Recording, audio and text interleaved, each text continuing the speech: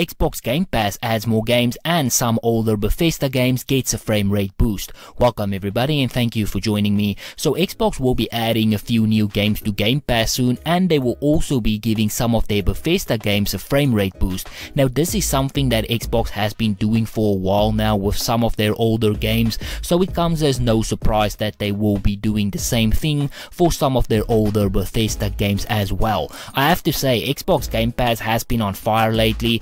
They are adding games left and right to both the console and the PC version. I believe over 50 games will be added to PC today, all of them part of EA Play, but let's just focus on the frame rate boost for now. Now some of the games that will be receiving this frame rate boost is Dishonored Definitive Edition, Elder Scrolls V Skyrim Special Edition, Fallout 4, Fallout 76 and Prey. Also all of these games is already on Game Pass. Now this is a feature that you can turn off and on, and it just allows you to experience the game in a much smoother state. At the time of developing some of these games, 60 frames was just not an option, so it is nice to see that they are utilizing the power of the Xbox Series X to give us a better experience. Now Xbox said on their official blog, as a reminder, FPS Boost employs a variety of new methods that nearly doubles the original frame rate on selected titles.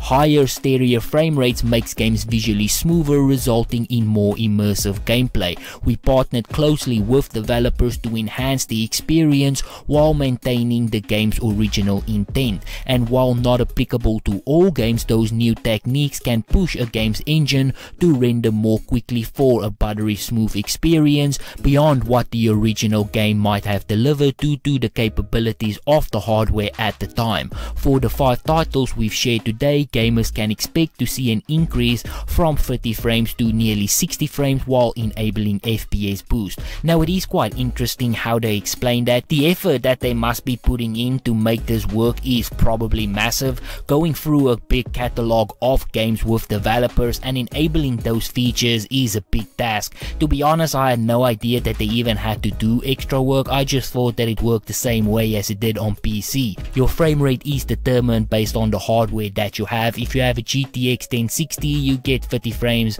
If you have a 2060, you get 60 frames. If you have a 3060, you get 120 frames. It gets determined by the hardware and not by the developer, but I guess since they lock the frame rates on a console version, the process is probably much more complicated. Also just remember that in some of these titles you will have to actually go into your settings to enable the frame rate boost manually. Xbox says in some instances, because of the higher graphic requirements to enable the FPS boost technology, we had to reduce the game's resolution to ensure it runs both smooth and plays great. In those selected cases such as Fallout 4 and Fallout 76 in this latest title announcement, FPS boost is not automatically enabled for Xbox Series X gamers. For those titles receiving this update, gamers will see a clear indicator if the title is running FPS boost. Now that is a little bit surprising to me that they are turning down resolution